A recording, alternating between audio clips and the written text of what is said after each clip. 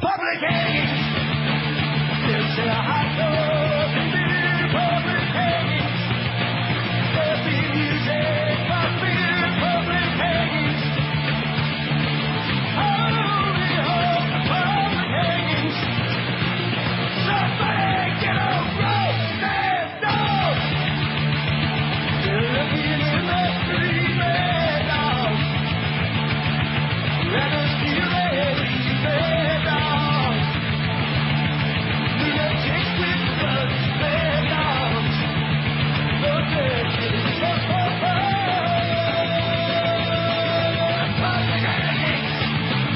Is there hot dogs and beer, public hangings? All right, everybody, welcome to the Weekend Interview Show for February the 5th, 2005. The website is weekendinterviewshow.com. If you want to listen to the archives of any of the previous interviews, they're all there in MP3 format for you to stream or download. And I've got a few emails asking if it's okay to go ahead and burn copies of the interviews and give them away to friends. And, of course, the answer to that is go right ahead. The reason I do this show is to try to bring you guys the best information that I can in order that we may all oppose the warfare state more effectively. And whatever you feel like doing as far as passing out copies of previous interviews, please go right ahead. This is the Weekend Interview Show brought to you by Zoloft. Much less than half of our patients snap and kill their families. So check out Zoloft.com to learn all about that. We have a great show lined up for you today. The first guest will be Ivan Eland from the Independent Institute to talk about the way out of Iraq. In the second half hour, we'll be talking with Gordon Prather, nuclear expert, about Iran.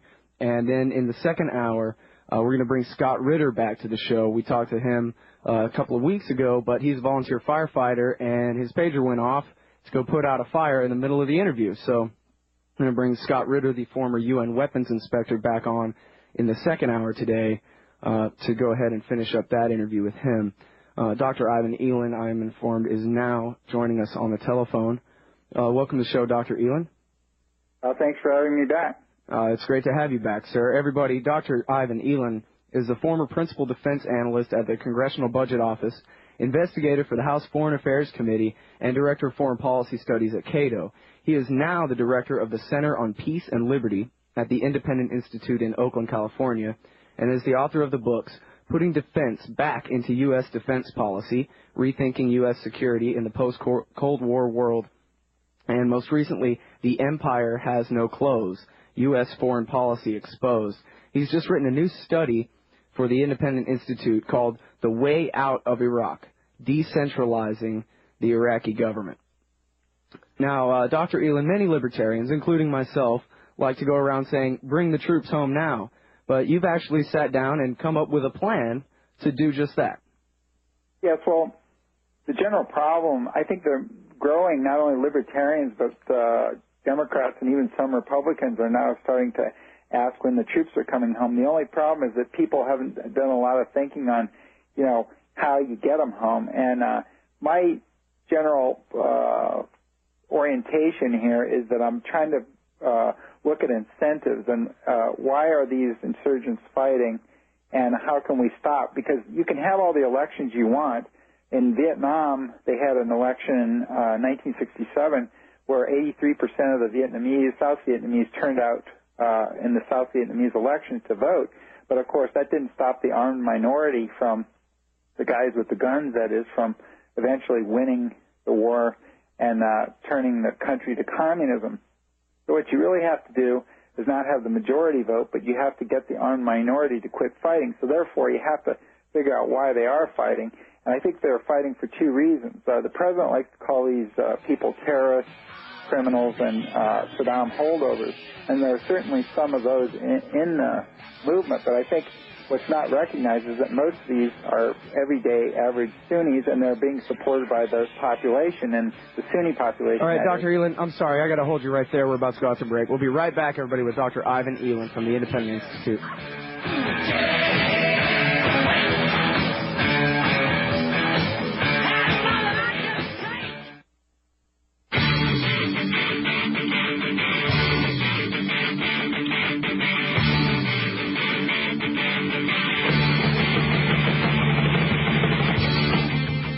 right, everybody, welcome back to the Weekend Interview Show. The guest is Dr. Ivan Eland. He's the director of the Center on Peace and Liberty at the Independent Institute in Oakland, California. The website is independent.org and onpower.org. Now, sir, before the break, you were talking about how the administration has repeatedly made the claim that the insurgents are just Ba'athist dead-enders and criminals and terrorists, as opposed to any sort of nationalistic type of resistance. In fact, Deputy Secretary of Defense Paul Wolfowitz testified to that effect in front of the Senate, I believe, 2 days ago. Yeah, so they keep saying that, but I wouldn't say they're nationalists, but they're Sunni, if you want to call them Sunni nationalists. But really, we want to know why they're fighting. The first reason that they're fighting is to get the foreign invader out, and the second reason is because they're scared of paybacks from a Shiite government, because the Sunnis have ruled Iraq since the Ottoman Empire, and they have oppressed the Shia and the Kurds, the other two groups, and they're scared of that they're going to face retaliation for all those years that they oppressed the Shia. So my solution to the problem is to get the U.S. out fairly quickly, but before we leave, give the Iraqis genuine self-determination. Now, this election that we just had was, really, they got to elect the leaders of the style of government that the U.S. wants, which is a U.S.-style federation. But federations don't have a history of working very well where there's ethnic and religious cleavages like there are in Iraq. So perhaps some sort of a looser confederation or partition of the country is the best thing. And I think true self-determination, I'm not going to say what the Iraqis would choose, but I think if you had a conclave of all the various groups and tribes in Iraq, much along the Afghan model, and allow them to come up with their own solution to the problem, I think you would see the Sunni violence decrease dramatically, because the Sunnis would, and all the other groups would not be concerned that somebody's going to try to grab the central government, the controls of the central government, and oppress the other groups, because that's what's really happened in Iraqi history. And if you have a weak central government, and the security is provided by militias in the three different areas, or how many of the different areas they would come up with, then of course you don't have that problem. And I think it takes some of the incentives out for the violence. And so I think the president could look pretty good if he adopted that. He could say, well, we went in, we overthrew Saddam Hussein, and then we allowed the Iraqis to have the best chance for peace and prosperity. You wrote in your study that one of the problems with the Federation angle is that even though perhaps a majority of people in Iraq sort of identify themselves as Iraqis before their ethnic or tribal identity, that the people who are the most organized and the best armed do not see it that way. And that's really the problem, is the very well-armed minorities who would rather put their own little sects first, right? Right. Well, I mentioned the Vietnam experience, but there's another example, and that is Czechoslovakia. When it split up, originally, right after the Cold War ended, they did polls in both the Slovakia part of Czechoslovakia and the Czech part, and in both parts, the population, the majority of the population wanted to stay together, but the leaders of the two republics wanted to split up, and so, of course, that's what eventually happened. The stronger, they didn't have guns in that case, but the politicians, the people who were politically organized, wanted separation. I think in the case of Iraq, you do have guns involved. The Kurdish militia, first of all, I'm not sure exactly how much of a national identity they have. Some people, it depends on who you talk to, but certainly the Kurds have never wanted to be part of Iraq, and they've been autonomous for more than 15 years now, and so they would really like to be independent. They do not want to be part of Iraq. They would want partition, probably. Now, the Sunnis and the Shia, they might adopt some sort of a confederation. So it's possible that you could have a combination of these things. You could have a confederation between the Sunnis and the Shia, and then the Kurds might go their own way. But I think the Iraqi identity is weak even among the common people. And so I think, and as I mentioned, each of these groups has potent militias. And even in the Shia area, there are multiple militias. So we have all the ingredients of a civil war if this isn't handled correctly. Well, in terms of creating a confederation with the very weakest central government, or perhaps even no central government, and just having all of the powers reside in smaller states, I guess, within the Sunni, the Shia, and the Kurdish areas. I wonder about ethnically mixed cities like Baghdad. After all, this has been Iraq for 85 years now, and a city like Baghdad has different sections of town that are all different ethnicities. And I wonder about the problem that we saw in Yugoslavia, where people got, quote unquote, stuck on the wrong side of the line, and it led to a lot of bloodshed. Well, I think that's a reasonable question. But I think, first of all, if you partition, which is the most extreme case, you don't necessarily have to make these areas contiguous with one another. They could be part of a state that the United States has Alaska, Hawaii, Guam, Puerto Rico, U.S. Virgin Islands, and they're not contiguous with the continental United States. So they don't necessarily have to be governed in contiguous areas. But also, that's why I leave open the possibility of a confederation. A confederation doesn't necessarily just have to have three areas. It could have, the cities could be their own autonomous region. And there's been a historical precedent for mixed ethnic cities to kind of be their own jurisdiction. So, the people in the cities are more used to living with members of the other groups than, people out in the countryside. So it's possible that you could have a Shia area, a Sunni area, and then mixed areas like Mosul and Baghdad as their own areas. So a confederation, might be the possibility there. But as I say, even partition, you don't necessarily have to have the areas contiguous with one another, of the same ethnic group. Would Confederacy, are you concerned at all, open the door to meddling by Iraq's neighbors? You mentioned the Kurds and autonomy for them before, and I wonder if the Kurds really did get autonomy, would not the Kurds in Turkey try to break off and join the new Kurdistan? After all, we've been helping the Turks suppress their Kurds for a long time.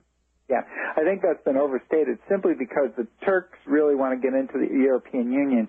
And some people say, well, if the Kurds break off from Iraq, that the Turks will invade immediately because they don't want their own Kurdish population, as you say, to go in league with the Iraqi Kurds and have a rump state. But I think this EU thing, the Turks really want this, and if they did any sort of belligerent action to their own Kurds or the Iraqi Kurds, you would see that evaporate immediately. Also, in the EU, you're required to have guarantee minority rights to get into the EU, and also the Turkish Kurds will be much better off than the Iraqi Kurds because they'll be in the EU. So I think the Turkish Kurds have less of an incentive now to separate and go with the Iraqi Kurds if Turkey gets into the EU, because there's a lot of economic benefits to being in the EU, and they'd be better off. And also, they've taken polls of the Turkish Kurds, and a majority don't want to leave Turkey now.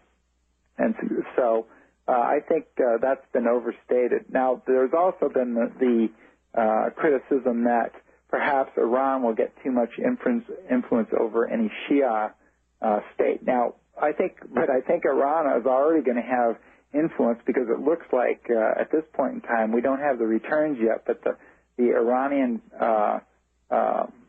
oriented Shia parties under al-Sistani, Ayatollah al-Sistani, are winning at a 4-to-1 rate over the secular parties of Alawi. So I think Iran is going to have more influence, but we've kind of opened the can of worms. And I think, frankly, there are several reasons why the Iranians won't have as much influence as people say. First of all, Ayatollah al-Sistani is the most revered Shiite cleric in the world. And so, actually, the Iranian clerics may look up to him. And also, we have the Shiite shrines are in Iraq, not Iran. So I think, frankly, the religious influence may flow the opposite way from Iraq to Iran. Also, the Iraqi Shiites are less prone to mix church and state. There is some still mixing of that, but they're not as hard line as the Iranian clerics. The Iraqi clerics don't believe that they should be actively involved in politics. They're going to have influence over the government, but I think there was a bit of a difference in church and state. And you also remember in the Iran-Iraq war, the Iraqi, those are both Shia populations. The Iraqi Shia sided with Iraq and not with Iran. So the Arabic versus Persian juxtaposition was much more important than the fact that they were religious brothers. So I think Iran may gain some influence there, but I don't think it's going to be overwhelming. Besides the Sistani-Chalabi list, it looks like the Communist Party did pretty good in the election this time, too. Well, the communists are always very organized, and they also, have a very distinct point of view. So, the Iraqi communists have always been a strong force before they were wiped out by Saddam. So it's not surprising that they still have some roots in Iraq. It's the Weekend Interview Show. I'm your host, Scott Horton, and the guest is Dr. Ivan Eland from the Center on Peace and Liberty at the Independent Institute in Oakland. We're talking about his independent policy report, The Way Out of Iraq, Decentralizing the Iraqi Government, and we'll be right back.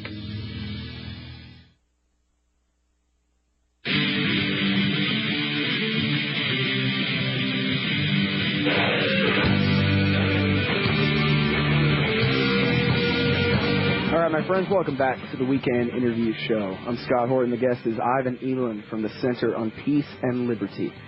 And for brevity's sake, this is not the complete quote, but the omitted is not contradictory. This is from George Bush and Brent Scowcroft's book. They said, trying to eliminate Saddam would have incurred incalculable human and political costs. Apprehending him was probably impossible. We would have been forced to occupy Baghdad and, in effect, rule Iraq. There was no viable exit strategy we could see. Had we gone the invasion route, the United States could conceivably still be an occupying power in a bitterly hostile land. Well, Dr. Eland has come up with an exit strategy, decentralizing the Iraqi government, creating a confederacy with a central government so weak that the different ethnic and religious factions in that country will be less likely to fight over it after the United States leaves. Now, Dr. Eland, we only have a couple of minutes left here, but I want to ask you about Israel. You say in your report that a decentralized Iraq would be good for Israel, but my question is, doesn't that make the U.S. look even worse? Well, I think, frankly, if you're saying do we excessively support Israel in this country, I would agree with you totally. But I think given the fact that Israel is a domestic factor in this country, it is a selling point. It's more of a political selling point than anything else that this is not going to be detrimental to the security of Israel. And in fact, Israel has long given up that this was going to turn out well for the U.S.